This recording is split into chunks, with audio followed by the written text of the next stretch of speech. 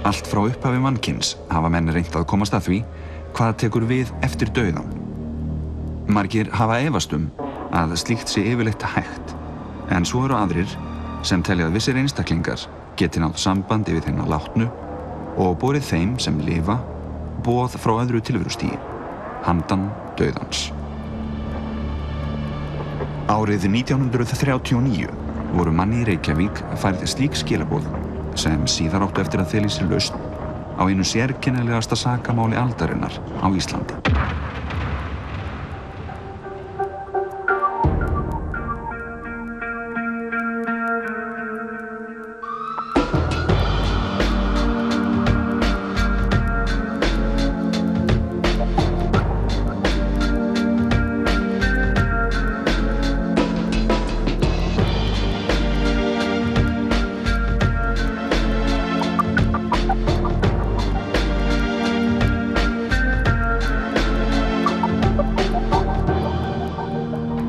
Í upphafi 5. áratugarins naut spiritisminn mikils fylgis meðal almennings á Íslandi.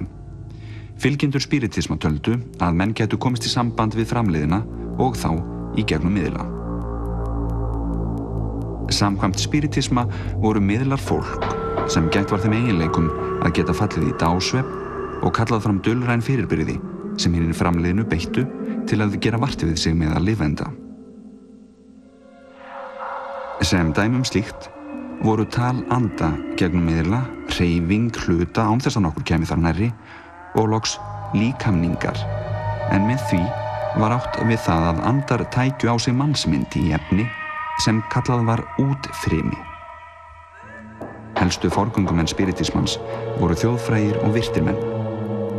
Meðal þeirra voru Haraldur Níelsson, prestur og guðfræðingur sem átti frumkvæði að stofnun Sálarannsóknarfélags Íslands og Einar H. Kvaran, rithöfundur, sem ritstýrði meðal annars tímariti félagsins.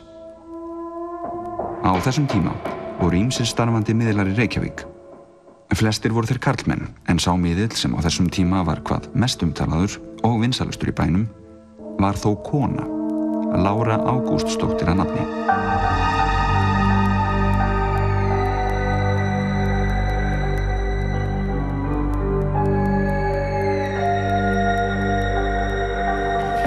Fundir Láru voru sérstæðir að því leyti að þeir voru opnir öllum en menn urðu að greiða aðgangseyri að hverjum fundi.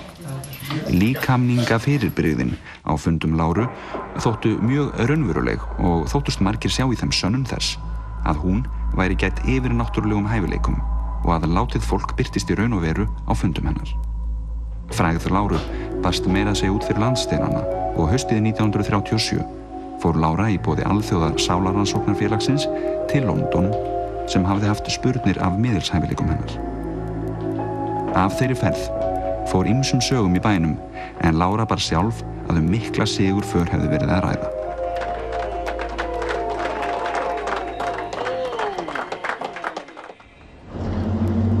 Veturinn 1939 missti Sigurður Magnússon, löggæslumaður í Reykjavík, eiginkonu sína, Önnu Guðmundsdóttur, af völdum heilablóðfalls.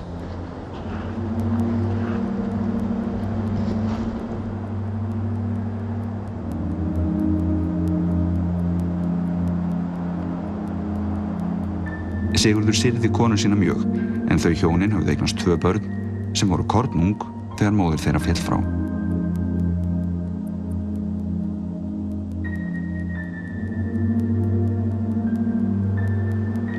Mánuð eftir að kona Sigurðar lést, fóru honum að berast sögur af því að hún kæmi fram á fundum hjá Láru miðli og bæri Sigurði þau skilaboð að koma á fundina. Sigurður heyrði þessar sögur úr ýmsum áttum en fór síðan að hitta fólk sem hélt því fram að það hefði þekkt konu hans á fundum Láru þar sem hún líkamnaðist greinilega. Einu sinni þegar ég var á fundi í Reykjavík þá kom hún alveg upp á ljósinu. Ég var búin að sjá myndir af henni í blöðunum og ég þekkti hana strax af myndunum. Sigurður hafði reyndar áður sótt fund hjá Láru meðan eiginkona hans lifði. Hann taldi sig ekki geta útilokað af þeim fundi sem hann sótti með konu sinni heitinni að fyrirbærin sem hann sá væru raunveruleg.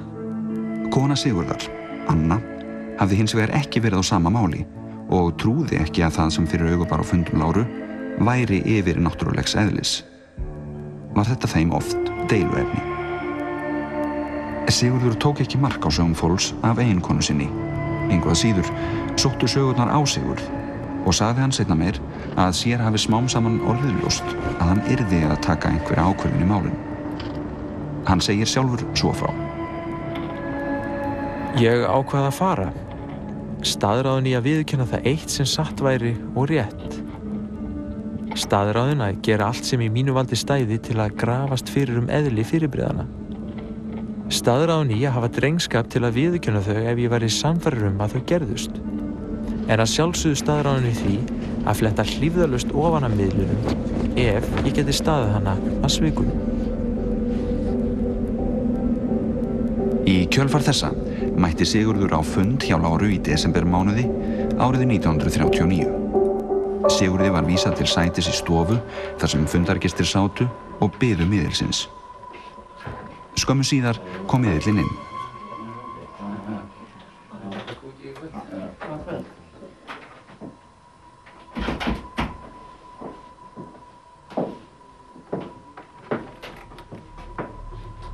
Í herberginu logaði aðeins eitt dauft ljós. Fundargestir gátu með naumindum greint andlit og hendur þeirra sem sátu næst sér, en miðilinn sáu menn ekki, sökum þess að svart hengi var fyrir lampanum þar sem Lára sat. Í kjölfarið byrjaði miðillinn að syngja og gestir tóku smám saman undir. Fyrst voru sungin sönglög, en síðan sálmar.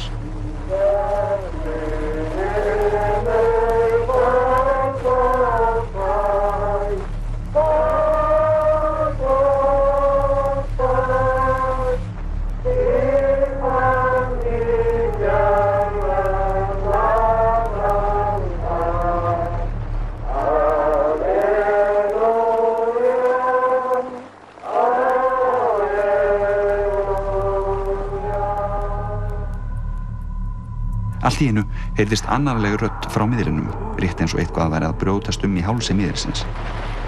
Síðan heyrðist rödd lítils barns. Mamma. Miðillinn var sofnaður og fundargestum þótti greinilegt að röddin væri úr heimi andanna.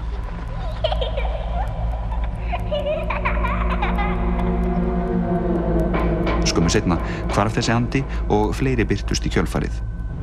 Meðal þeirra sem birtust voru andinn Mínerva. Óvinir Mínerva. Mínerva hafði rödd úlingstúlku og virtist mjög kunnug einkalífi Láru miðils. Óvinir miðilsins voru jafnframt óvinir Mínervu og fengu þeir það jafnan óþvegið. Mínerva beindi orðum sínum í kjölfarið að fundarmanni og sagði honum að hjá honum stæðu ýmsir einstaklingar sem nú væru látnir. Mínerva lýsti síðan æskustöðum fundargesta af mikilli nákvæmni, auk þess sem hún lýsti látnum ástvunum þeirra. Síðan segist Mínerva verða að fara þar sem næst muni líkamningar eiga sér stað og hinir látnu birtast í mannsmynd. Því sem næst gerðist lýsi Sigurður með eftirfarandi orðum. Allt í einu finnum við sem í miðjum hringnum sitjum gust. Ég rekki kút. Ég get aldrei að þessu gert. Ég veit að vísu að þetta eru góðar verur sem ekkert illt gera mér, en ég get aldrei að því gert að það læðist mig einhver óhugnulegur hrollur þegar ég sé fyrstu slæðuna. Ég veit ég má ekki hreyfa mig. Ég má ekki snerta á slæðunum. Hvað þá taka í þær? Því það gæti kostað miðilinn lífið, segja þeir sem fróðir eru. Þegar þarna var komið sögu fóru margir fundargestir að hágráta og snökta af geðshræringu.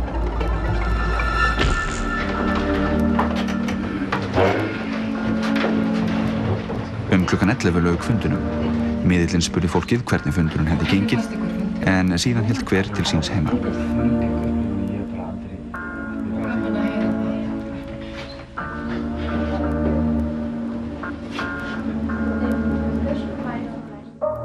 Og það var alveg ótrúlegt hvað fundunum voru góðir oft hjá henni, með geysi miklu mannskap, eins og var oft. Því margir sóttu nú í þetta og vildu kynnast þessu. Já. Og systir mín, hún líkamnast þarna afskaplega vel. Og Lára hafði aldrei séð hana. Jú, þannig var að hún fellur í trans og síðan byrja hún að tala og það átti að vera rödd bróður míns. Ég hugsaði með mér, ég var þá náttúrulega í skóla og þóttist vita eða mikið og ég hugsaði með mér þetta þarf ekki að vera rétt. Þetta getur verið misminni að mér finnist ég kannast við röddina. Ég hefði mátt horfa á foreldra mína sem voru það féllu tár niður kinnar og aðfagnuði við því sem var að ske. Svo ég sagði við miðlinn eða við þann sem var að tala, sko ef þú þarft að nota röddina svo barka miðilsins, þá get ég ekki trúað fyrir það að þá þetta getur verið hérna eftirherma. Þá fór röddin af stað. Hún var ýmist upp við eyrað á mér eða upp í horni í herberginu og annað þvílíkt. Svo ég skellti því á röddina að þetta væri mér ekki nóg. Ég vissi það að búktal væri til. Þetta væri kannski slíkt. Þá hérna skeðu það að það byrja að tala 3 raddir í einu. Og taktu nú eftir, það 3 raddir nota 1 barka. Og þar með gafst ég upp. Það var rödd bróður míns sem átti að vera, rödd ungrar stúlku eða telpu og rödd gamallar konu. Ég hélt sjálfur að nú þyrfti ég ekki að spyrja lengur fyrir það að ég væri sjálfur orðinn bara ruglaður. Þetta gæti ekki skeð. Eins og það myndaðist tjörn á gólfinu heima og það var fullt af fiskum, svona silungum. Og sporðarköstin voru alveg, það var svona gárur á vatninu. Sigurður sótti fleiri fundi þennan veturinn og varð vitni að ýmsu óvenjulegu. Meðal annars hafði hann fundið þegar kaldir fingur komu út úr myrkrinu og snertu enni hans. Sigurði fannst hann einnig þurfa að játa fyrir sjálfum sér að honum hefði einstöku sinnum fundist bregða fyrir svip af látinni eiginkonu sinni, þótt hann hefði aldrei sannfærst það fullkomlega. Þegar komið var fram á vorið 1940 var Sigurður engu nær. Hann taldi sig stundum hafa ástæðu til að gruna Láru svik en fékk þó aldrei tækifæri til að sannreyna að svo væri. Stundum gerðust hins vegar fyrirbrigði á fundunum sem voru svo ólík því sem hægt var að fá venjulegar skýringar á að Sigurður taldi sig ekki hafa neina ástæðu til að ætla að brögð væru í tafli. Í lok vetrarins var Sigurður hins vegar talinn vera góður fundarmaður og átti auðvelt með að fá aðgang að fundum hjá einvalaliði Láru. Föstudagskvöldið 18. október var haldinn fundur á heimili Láru. Sigurður kom á fundinni rétt fyrir klukkan 8 þetta kvöld.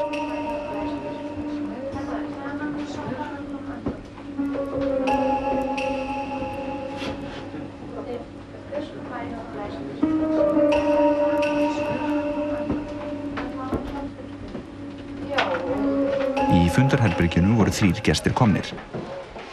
Sigurður bauð fólkinu gott kvöld og sagðist ætla að athuga herbergið lítilsháttar.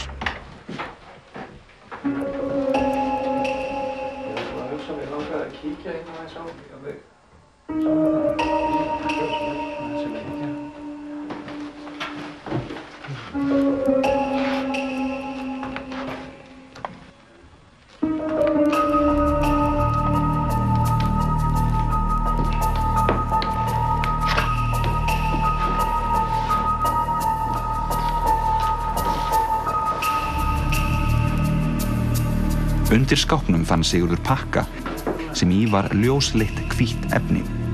Sigurður sýndi fólkinu pakkan, bað þau að muna vel eftir honum og ekki segja neinum af fundarmönnunum frá honum. Skömmu síðar kom Lára inn og fleiri sem ætluðu að sitja fundinn. Sigurður bað að fá að sitja í sætinu næst miðlinum og var það leyft.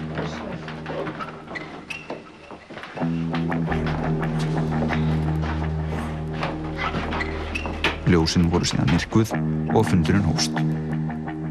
Fundurinn þetta kvöld var með slakara móti. Ein kona þóttist þekkja látinn ástvin sinn, en lítið var önnur fyrirbrigði á fundinum. Sigurður fylgdist grannt með miðlinum og sá ekki að hún hreyfði sig. Í myrkrinu heyrðist hins vegar mikið þrusk og marr í stólnum sem honum fannst benda til að miðillinn hreyfði sig. Þegar fundinum lauk og ljósin voru kveikt, tók Sigurður eftir því að pakkinn var horfinn. Sigurður lét sem ekkert væri en bað nokkra fundargesti að vera kyrrt auk Láru miðils.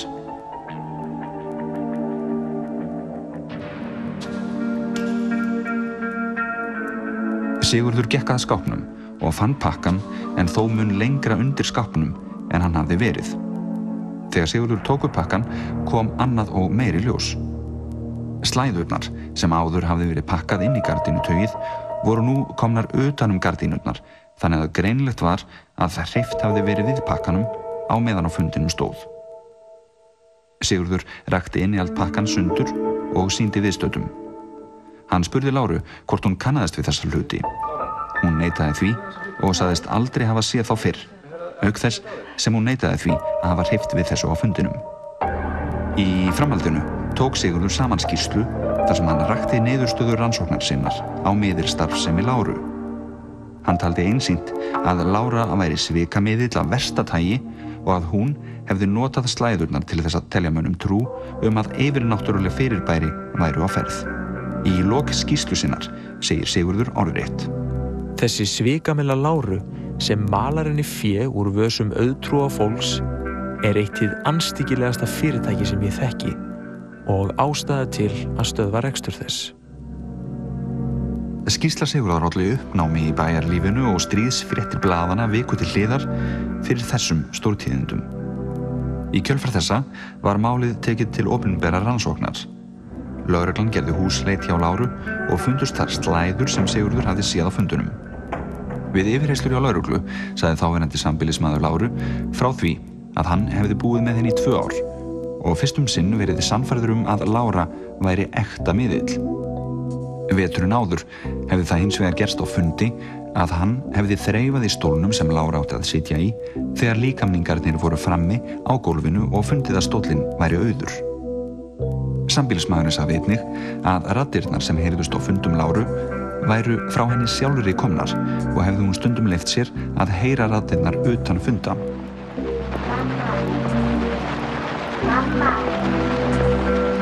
Sambýlismaðurinn sagðist vissum að Lára væri skyggn og gæti séð framliðið fólk, en annað það sem birtist á fundinum væru svik.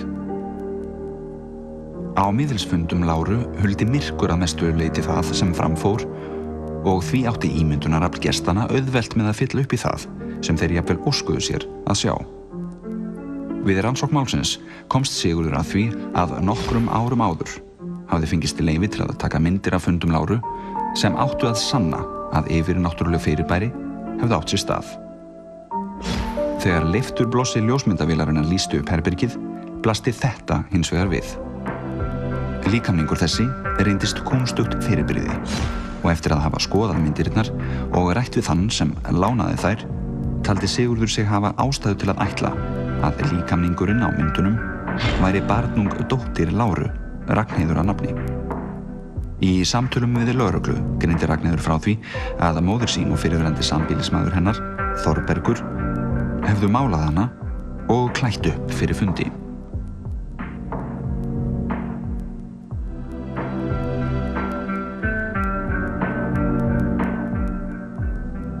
Síðan hefði sér verið sagt að fara inn í skáp í eldhúsinu og bíða.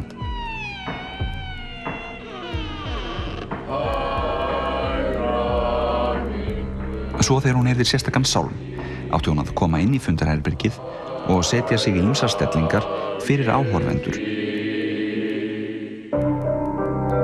Ragnheiður sagði einnig frá því Að auk slæðana sem Sigurður hafði fundið, hefði móðir sín einnig notað grímur með mannsandlitum og talið fólki trúum að þetta væru líkaningar.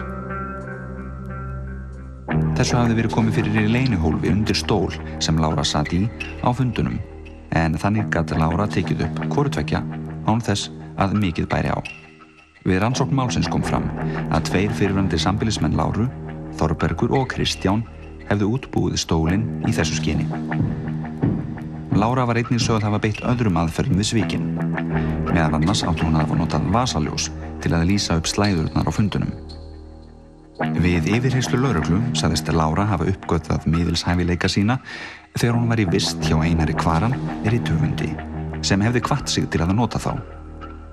Sagðist Lára hafa starfað sem miðill frá 18 ára aldri og allt gengið vel, en eftir að hún hóf sambúð með Þorbergi hafi tekið að halla undan fæti.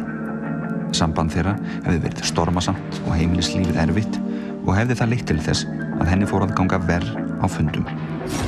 Lára, sem fram að þessu hafði staðfastlega haldið því fram að engin svik væri að ræða, reyndist nú fús að viðurkenna að hún hafi beitt sjónhverfingum og blekkingum.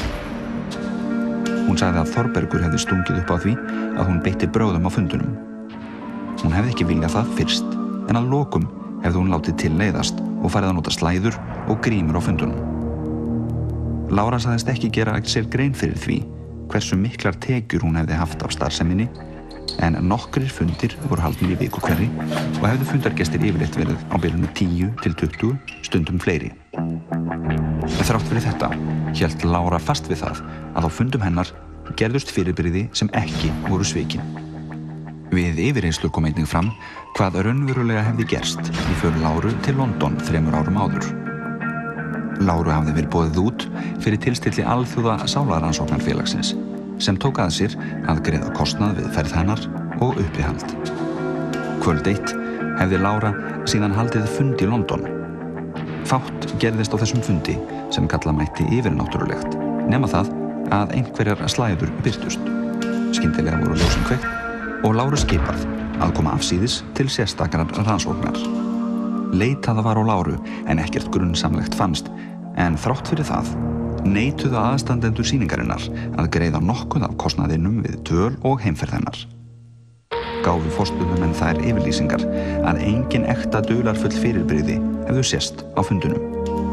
Svik höfðu hins vegar ekki verið sönnuð. Í kjölfar opinberrar rannsóknar sem framfór eftir uppgötvanir Sigurðar voru Lára og sambýlismenn hennar fyrrverandi sem núverandi ákærð og dæmd fyrir fjársvik. Lára hlaut 1 árs fangelsisdóm en sambýlismenn hennar fengu mildari dóma. Lára afplánaði ekki dóm sinn og fór fljótlega að halda miðilsfundi á ný. Þrátt fyrir það sem á undan gekk voru margir sannfærðir að Lára væri gædd sönnum miðilshæfileikum og halda fast við þá skoðun sína enn þann dag í dag.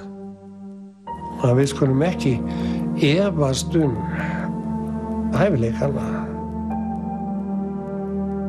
Og þeir dæmdu náttúrulega mest þeir sem aldrei höfðu verið á miðilsfundi eða neitt svoleiðis og ekki kynnt sér svona lagað. Og ég held að íslenskri þjóð hafi gert mikið gagn þó að það hefði verið reynt að nota þessi afglöp sem þarna skeðu, nota þau sem á móti sálarrannsóknum. En það var haldið fund með henni eftir þetta að hún átti að hafa svikið og þeir komst að því að hún væri það mikill minnst að kosti bönnuðu þeir en ekki að halda fundi. Hún hélt fundi eftir sem áður. En auðvitað fór þetta voðalega illa með hana eins og gefur að skilja. Fólk var nú yfirleitt, margir voru á móti öllu svona löguð í þá daga, sko. Öllu miðilstarfsemi og töldu að þetta verið allt komið frá þeim illa. Við skulum ekki gleyma því heldur að öll eigum við okkar hæðir og lægðir. Og kannski hefur hún verið í lægð á þessari stundu og meira krafist af henni heldur hún gat veitt. En það skildi samt vera fundur sem að væri þannig að fólkið labbaði gapandi út.